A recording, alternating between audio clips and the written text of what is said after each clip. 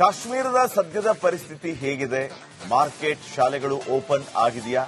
ಈ ಬಗ್ಗೆ republic ground report ಅನ್ನ ಮಾಡಿದ್ದು. ಕಾಶ್ಮೀರದ ನೈಜ ಚಿತ್ರಣ ಇಲ್ಲಿದೆ, ಬನ್ನಿ ನೋಡ್ಕೊಂಬರೋಣ.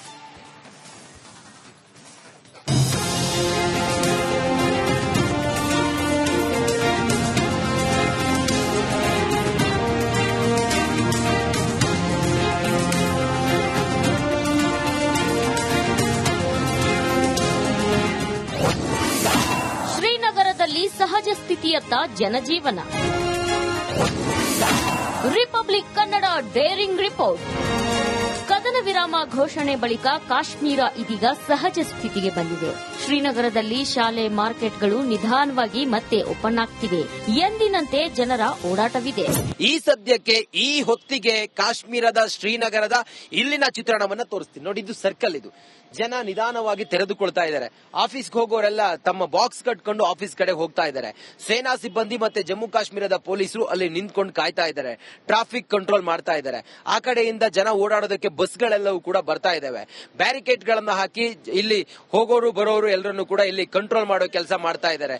ಮಕ್ಕಳು ಪ್ರತಿನಿತ್ಯ ಗಿಜುಗುಡ್ತಾ ಇದ್ರು. ಸಾವಿರಾರು ಮಕ್ಕಳು ಓದ್ತಾ ಇದ್ದಂತ ಶಾಲೆಯ ಕ್ರೀಡಾಂಗಣ ಅಥವಾ ಲಾನ್ ಅಂತ ಏನ್ ಹೇಳ್ತೀವಿ, ಇವತ್ತು ನಾವು ನೋಡ್ತಾ ಇದ್ದೇವೆ ಕನಿಷ್ಠ ಪಕ್ಷ ಅಂದ್ರೂ ಕೂಡ 10 ರಿಂದ 15 ಜನ ಮಕ್ಕಳು ಒಂದು ಭಾಗದಲ್ಲಿದ್ರೆ, ಮತ್ತೊಂದು ಭಾಗದಲ್ಲಿ ಸುಮಾರು 20 ರಿಂದ 30 ಮಕ್ಕಳು ಮಾತ್ರ ಆಟ ಆಡ್ತಿರುವಂತದ್ದು. ಸಾವಿರಾರು ಮಕ್ಕಳು ಇರಬೇಕಾದಂತ ಸ್ಥಳದಲ್ಲಿ ಕೇವಲ 50 ರಿಂದ 60 ಮಕ್ಕಳಿದ್ದಾರೆ. ಮತ್ತೊಂದ್ ಕಡೆ ಶಾಲೆಗೆ ಸಾಮಾನ್ಯವಾಗಿ ನಮ್ಮ ಊರುಗಳಲ್ಲಿ ಸೆಕ್ಯೂರಿಟಿಯನ್ನ ನೋಡಿರ್ತೇವೆ, ಆದ್ರೆ ಇಲ್ಲಿ ಪೊಲೀಸರು ದೊಡ್ಡ ದೊಡ್ಡ ಗನ್ಗಳನ್ನ ಹಿಡಿದು ಮಕ್ಕಳ ಹಾಗೂ ಇಲ್ಲಿರುವಂತಹ ಶಿಕ್ಷಕರ ಭದ್ರತೆಯನ್ನ ಕಾಪಾಡುವಂತ ಪರಿಸ್ಥಿತಿಯಲ್ಲಿ ಕಾಶ್ಮೀರ ಇವತ್ತು ಇರುವಂತದ್ದು. ಪ್ರವಾಸಿಗರು ಇಲ್ಲದೆ ಝೀರೋ ಬ್ರಿಡ್ಜ್ ಖಾಲಿ. ಸಾವಿರಾರು ಜನರ ಪ್ರಮುಖ ಪ್ರವಾಸಿ ತಾಣ ಇದೀಗ ಖಾಲಿಯಾಗಿದೆ. ಶ್ರೀನಗರದ ಝೀರೋ ಬ್ರಿಡ್ಜ್ ನಿಂದ ರಿಪಬ್ಲಿಕ್ ಕನ್ನಡ ಗ್ರೌಂಡ್ ರಿಪೋರ್ಟ್ ಮಾಡಿದೆ. ಪ್ರತಿನಿತ್ಯ ಸಾವಿರಾರು ಜನರು ಈ ಒಂದು ಬ್ರಿಡ್ಜ್ ನ ಮೇಲೆ ಇರ್ತಾರೆ. ನಿಲ್ಲೋದಕ್ಕಾಗ್ಲಿ ನಡೆಯೋದಕ್ಕೂ ಕೂಡ ಈ ಒಂದು ಬ್ರಿಡ್ಜ್ ಮೇಲೆ ಸ್ಥಳ ಇರ್ತಾ ಇರಲಿಲ್ಲ. ಆದ್ರೆ ಕಾಶ್ಮೀರದ ಮೇಲೆ ಅಟ್ಯಾಕ್ಗಳು ಆರಂಭವಾದ ನಂತರ ಇಲ್ಲಿರುವ ಚಿತ್ರಣ ನೀವು ಕ್ಯಾಮೆರಾ ಕಣ್ಣಲ್ಲಿ ನೋಡ್ತಾ ಇದ್ದೀರಾ. ಇಡೀ ಬ್ರಿಡ್ಜ್ ನಲ್ಲಿ ಲೆಕ್ಕ ಹಾಕಿದ್ರು ಕೂಡ 10 ರಿಂದ 15 ಜನ ನಮಗೆ ಕಾಣೋದಕ್ಕೆ ಸಿಗ್ತಾ ಇಲ್ಲ. ನಮ್ಮ ಉಗ್ರರ ದಾಳಿ ಬಳಿಕ ಪಹಲ್ಗಾಮ್ ಹೇಗಿದೆ? ಉಗ್ರರ ದಾಳಿ ಬಳಿಕ ಪಹಲ್ಗಾಮ್ ಹೇಗಿದೆ? ಪ್ರವಾಸಿಗರು ಬೈಸರನ್ ವ್ಯಾಲಿಗೆ ಹೋಗ್ತಿದ್ದಾರಾ? ಇದರ ಚಿತ್ರಣ ಇಲ್ಲಿದೆ ನೋಡಿ. ಪ್ರವಾಸಿಗರ ಸಂಖ್ಯೆಯೂ ಕೂಡ ಈಗ ನಿಧಾನಕ್ಕೆ ಏರಿಕೆ ಆಗ್ತಾ ಇದೆ. ಆದ್ರೆ ಬೈಸರನ್ ವ್ಯಾಲಿ ಇದೆಯಲ್ಲ, ಆ ಬೈಸರನ್ ವ್ಯಾಲಿಗೆ ಮಾತ್ರ ಹೋಗೋದಕ್ಕೆ ಯಾರಿಗೂ ಕೂಡ ಅವಕಾಶ ಇಲ್ಲ. ಪ್ರವಾಸಿಗರೆಲ್ಲ ಅತಿ ಹೆಚ್ಚಿನ ಸಂಖ್ಯೆಯಲ್ಲಿ ಆಗಮಿಸ್ತಾ ಇದ್ದಾರೆ. ಬಂದವರು ಮೊದಲಿಗಿಂತಲೂ ಕೂಡ ಈಗ ನಿಧಾನವಾಗಿ ಸುಧಾರಿಸಿಕೊಳ್ತಾ ಇದೆ. ಇಲ್ಲಿನ ಜನರಿಗೆ, ಇಲ್ಲಿನ ಸ್ಥಳೀಯರಿಗೆ ಪ್ರವಾಸವೇ ಮೂಲ ಆಧಾರ. ಅವರ ಬದುಕಿಗೆ ಮತ್ತೆ ಆ ಕುದುರೆಗಳಿಗೆ ಎಲ್ಲದಕ್ಕೂ ಕೂಡ ಒಂದು ಹೊಟ್ಟೆಗೇನಾದ್ರೂ ಹಿಟ್ಟು ಅಂತ ಹೇಳಿದ್ರೆ ಪ್ರವಾಸಿಗರು ಬಂದ್ರೆ ಮಾತ್ರ. ಇಲ್ಲಿರುವಂತ ಟ್ಯಾಕ್ಸಿ ಸ್ಟ್ಯಾಂಡ್ ಗಳಾಗಿರ್ಬೋದು ಅಥವಾ ಇಲ್ಲಿರುವಂತ ಗೋಡಾ ಸ್ಟ್ಯಾಂಡ್ ಆಗಿರ್ಬೋದು, ಇಲ್ಲೆಲ್ಲವೂ ಕೂಡ ಪ್ರವಾಸಿಗರು ಬಂದು ಆ ಗೋಡಾ ಹೊತ್ಕೊಂಡು ಪಹಲ್ಗಾಮ್ ನಿಂದ ನೇರವಾಗಿ ಬೈಸರಾನ್ಗೆ ಹೋಗ್ತಾರೆ. 4 ಕಿಲೋಮೀಟರ್ ದೂರ ಇದೆ ಬೈಸರಾನ್. ಸದ್ಯ ಶ್ರೀನಗರ ಸಹಜ ಸ್ಥಿತಿಗೆ ಬಂದಿದೆ. ಆದ್ರೆ ನಗರದ ಪ್ರಮುಖ ಸರ್ಕಲ್ಗಳಲ್ಲಿ ಸೇನಾ ಬಂಕರ್ ಕಣ್ಗಾವಲು, ಸಿಆರ್ಪಿಎಫ್ ಸರ್ಪಗಾವಲಿದೆ. ಅಭಿಷೇಕ್ ಜೊತೆ ರಂಜಿತ್, ರಿಪಬ್ಲಿಕ್ ಕನ್ನಡ, ಕಾಶ್ಮೀರ.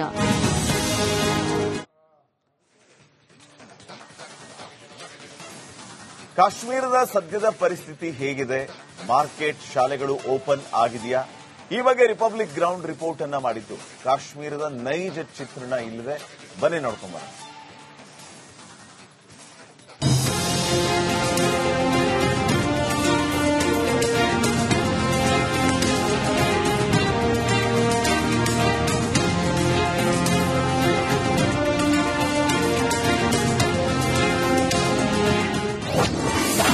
ಶ್ರೀನಗರದಲ್ಲಿ ಸಹಜ ಸ್ಥಿತಿಯತ್ತ ಜನಜೀವನ. Republic Kannada daring report. ಕದನ ವಿರಾಮ ಘೋಷಣೆ ಬಳಿಕ ಕಾಶ್ಮೀರ ಇದೀಗ ಸಹಜ ಸ್ಥಿತಿಗೆ ಬಂದಿದೆ. ಶ್ರೀನಗರದಲ್ಲಿ ಶಾಲೆ, ಮಾರ್ಕೆಟ್ಗಳು ನಿಧಾನವಾಗಿ ಮತ್ತೆ ಓಪನ್ ಆಗ್ತಿವೆ. ಎಂದಿನಂತೆ ಜನರ ಓಡಾಟವಿದೆ. ಈ ಸದ್ಯಕ್ಕೆ ಈ ಹೊತ್ತಿಗೆ ಕಾಶ್ಮೀರದ ಶ್ರೀನಗರದ ಇಲ್ಲಿನ ಚಿತ್ರಣವನ್ನ ತೋರಿಸ್ತೀನಿ ನೋಡಿ. ಇದು ಸರ್ಕಲ್, ಇದು ಜನ ನಿಧಾನವಾಗಿ ತೆರೆದುಕೊಳ್ತಾ ಇದ್ದಾರೆ. ಆಫೀಸ್ಗೆ ಹೋಗೋರೆಲ್ಲ ತಮ್ಮ ಬಾಕ್ಸ್ ಕಟ್ಕೊಂಡು ಆಫೀಸ್ ಕಡೆ ಹೋಗ್ತಾ ಇದ್ದಾರೆ. ಸೇನಾ ಸಿಬ್ಬಂದಿ ಮತ್ತೆ ಜಮ್ಮು ಕಾಶ್ಮೀರದ ಪೊಲೀಸರು ಅಲ್ಲಿ ನಿಂತ್ಕೊಂಡು ಕಾಯ್ತಾ ಇದ್ದಾರೆ, ಟ್ರಾಫಿಕ್ ಕಂಟ್ರೋಲ್ ಮಾಡ್ತಾ ಇದ್ದಾರೆ. ಆ ಕಡೆಯಿಂದ ಜನ ಓಡಾಡೋದಕ್ಕೆ ಬಸ್ಗಳೆಲ್ಲವೂ ಕೂಡ ಬರ್ತಾ ಇದಾವೆ. ಬ್ಯಾರಿಕೇಡ್ ಗಳನ್ನ ಹಾಕಿ ಇಲ್ಲಿ ಹೋಗೋರು ಬರೋರು ಎಲ್ಲರನ್ನು ಕೂಡ ಇಲ್ಲಿ ಕಂಟ್ರೋಲ್ ಮಾಡೋ ಕೆಲಸ ಮಾಡ್ತಾ ಇದ್ದಾರೆ.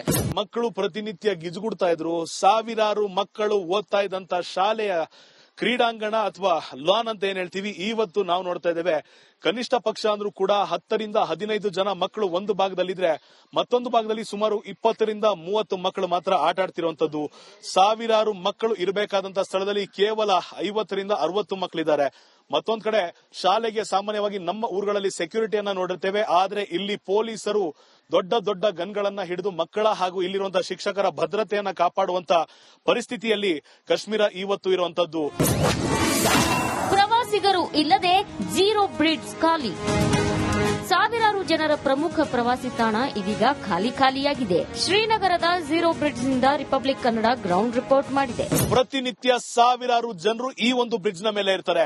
ನಿಲ್ಲೋದಕ್ಕಾಗ್ಲಿ ನಡೆಯೋದಕ್ಕೂ ಕೂಡ ಈ ಒಂದು ಬ್ರಿಡ್ಜ್ ಮೇಲೆ ಸ್ಥಳ ಇರ್ತಾ ಇರಲಿಲ್ಲ.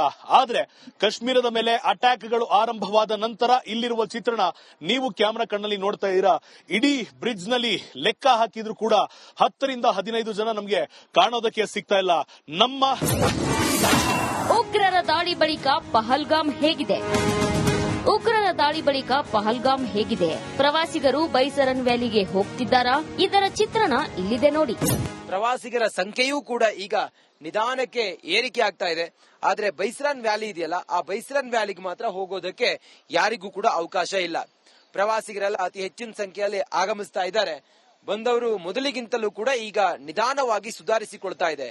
ಇಲ್ಲಿನ ಜನರಿಗೆ, ಇಲ್ಲಿನ ಸ್ಥಳೀಯರಿಗೆ ಪ್ರವಾಸವೇ ಮೂಲ ಆಧಾರ. ಅವರ ಬದುಕಿಗೆ ಮತ್ತೆ ಆ ಕುದುರೆಗಳಿಗೆ ಎಲ್ಲದಕ್ಕೂ ಕೂಡ ಒಂದು ಹೊಟ್ಟೆಗೇನಾದ್ರೂ ಹಿಟ್ಟು ಅಂತ ಹೇಳಿದ್ರೆ ಪ್ರವಾಸಿಗರು ಬಂದ್ರೆ ಮಾತ್ರ. ಇಲ್ಲಿರುವಂತ ಟ್ಯಾಕ್ಸಿ ಸ್ಟ್ಯಾಂಡ್ ಗಳಾಗಿರ್ಬೋದು ಅಥವಾ ಇಲ್ಲಿರುವಂತ ಗೋಡಾ ಸ್ಟ್ಯಾಂಡ್ ಆಗಿರ್ಬೋದು, ಇಲ್ಲೆಲ್ಲವೂ ಕೂಡ ಪ್ರವಾಸಿಗರು ಬಂದು ಆ ಗೋಡಾ ಹೊತ್ಕೊಂಡು ಪಹಲ್ಗಾಮ್ ನಿಂದ ನೇರವಾಗಿ ಬೈಸರಾನ್ಗೆ ಹೋಗ್ತಾರೆ. 4 ಕಿಲೋಮೀಟರ್ ದೂರ ಇದೆ ಬೈಸರಾನ್. ಸದ್ಯ ಶ್ರೀನಗರ ಸಹಜ ಸ್ಥಿತಿಗೆ ಬಂದಿದೆ. ಆದ್ರೆ ನಗರದ ಪ್ರಮುಖ ಸರ್ಕಲ್ಗಳಲ್ಲಿ ಸೇನಾ ಬಂಕರ್ ಕಣ್ಗಾವಲು, ಸಿಆರ್ಪಿಎಫ್ ಸರ್ಪಗಾವಲಿದೆ. ಅಭಿಷೇಕ್ ಜೊತೆ ರಂಜಿತ್, ರಿಪಬ್ಲಿಕ್ ಕನ್ನಡ, ಕಾಶ್ಮೀರ.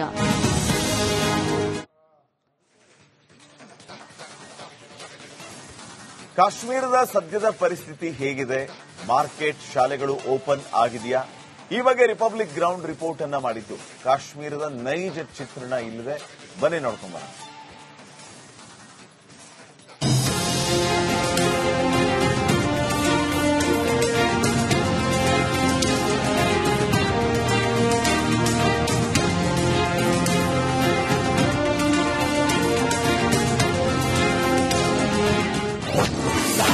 ಶ್ರೀನಗರದಲ್ಲಿ ಸಹಜ ಸ್ಥಿತಿಯತ್ತ ಜನಜೀವನ.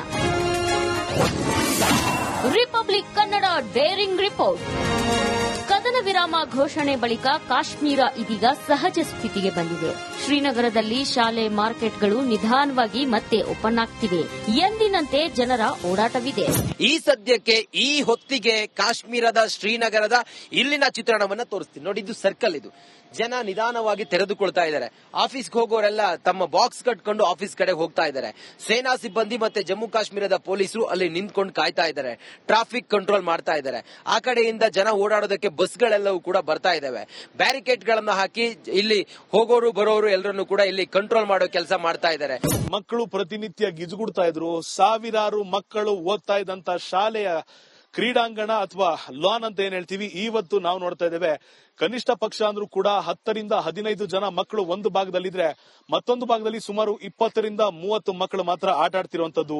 ಸಾವಿರಾರು ಮಕ್ಕಳು ಇರಬೇಕಾದಂತ ಸ್ಥಳದಲ್ಲಿ ಕೇವಲ 50 ರಿಂದ 60 ಮಕ್ಕಳಿದ್ದಾರೆ.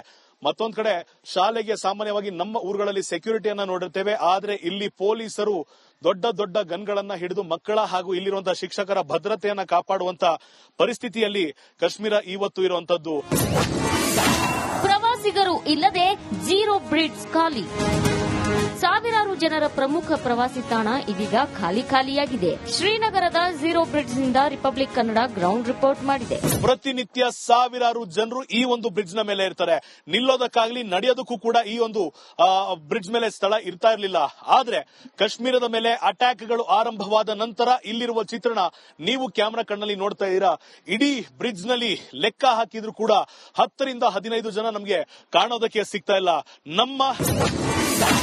ಉಗ್ರರ ದಾಳಿ ಬಳಿಕ ಪಹಲ್ಗಾಮ್ ಹೇಗಿದೆ? ಉಗ್ರರ ದಾಳಿ ಬಳಿಕ ಪಹಲ್ಗಾಮ್ ಹೇಗಿದೆ? ಪ್ರವಾಸಿಗರು ಬೈಸರನ್ ವ್ಯಾಲಿಗೆ ಹೋಗ್ತಿದ್ದಾರಾ? ಇದರ ಚಿತ್ರಣ ಇಲ್ಲಿದೆ ನೋಡಿ. ಪ್ರವಾಸಿಗರ ಸಂಖ್ಯೆಯೂ ಕೂಡ ಈಗ ನಿಧಾನಕ್ಕೆ ಏರಿಕೆ ಆಗ್ತಾ ಇದೆ. ಆದ್ರೆ ಬೈಸರನ್ ವ್ಯಾಲಿ ಇದೆಯಲ್ಲ, ಆ ಬೈಸರನ್ ವ್ಯಾಲಿಗೆ ಮಾತ್ರ ಹೋಗೋದಕ್ಕೆ ಯಾರಿಗೂ ಕೂಡ ಅವಕಾಶ ಇಲ್ಲ. ಪ್ರವಾಸಿಗರೆಲ್ಲ ಅತಿ ಹೆಚ್ಚಿನ ಸಂಖ್ಯೆಯಲ್ಲಿ ಆಗಮಿಸ್ತಾ ಇದ್ದಾರೆ. ಬಂದವರು ಮೊದಲಿಗಿಂತಲೂ ಕೂಡ ಈಗ ನಿಧಾನವಾಗಿ ಸುಧಾರಿಸಿಕೊಳ್ತಾ ಇದೆ. ಇಲ್ಲಿನ ಜನರಿಗೆ, ಇಲ್ಲಿನ ಸ್ಥಳೀಯರಿಗೆ ಪ್ರವಾಸವೇ ಮೂಲ ಆಧಾರ. ಅವರ ಬದುಕಿಗೆ ಮತ್ತೆ ಆ ಕುದುರೆಗಳಿಗೆ ಎಲ್ಲದಕ್ಕೂ ಕೂಡ ಒಂದು ಹೊಟ್ಟೆಗೇನಾದ್ರೂ ಹಿಟ್ಟು ಅಂತ ಹೇಳಿದ್ರೆ ಪ್ರವಾಸಿಗರು ಬಂದ್ರೆ ಮಾತ್ರ. ಇಲ್ಲಿರುವಂತ ಟ್ಯಾಕ್ಸಿ ಸ್ಟ್ಯಾಂಡ್ ಗಳಾಗಿರ್ಬೋದು ಅಥವಾ ಇಲ್ಲಿರುವಂತ ಗೋಡಾ ಸ್ಟ್ಯಾಂಡ್ ಆಗಿರ್ಬೋದು, ಇಲ್ಲೆಲ್ಲವೂ ಕೂಡ ಪ್ರವಾಸಿಗರು ಬಂದು ಆ ಗೋಡಾ ಹೊತ್ಕೊಂಡು ಪಹಲ್ಗಾಮ್ ನಿಂದ ನೇರವಾಗಿ ಬೈಸರಾನ್ಗೆ ಹೋಗ್ತಾರೆ. 4 ಕಿಲೋಮೀಟರ್ ದೂರ ಇದೆ ಬೈಸರಾನ್. ಸದ್ಯ ಶ್ರೀನಗರ ಸಹಜ ಸ್ಥಿತಿಗೆ ಬಂದಿದೆ. ಆದ್ರೆ ನಗರದ ಪ್ರಮುಖ ಸರ್ಕಲ್ಗಳಲ್ಲಿ ಸೇನಾ ಬಂಕರ್ ಕಣ್ಗಾವಲು, ಸಿಆರ್ಪಿಎಫ್ ಸರ್ಪಗಾವಲಿದೆ. ಅಭಿಷೇಕ್ ಜೊತೆ ರಂಜಿತ್, ರಿಪಬ್ಲಿಕ್ ಕನ್ನಡ, ಕಾಶ್ಮೀರ.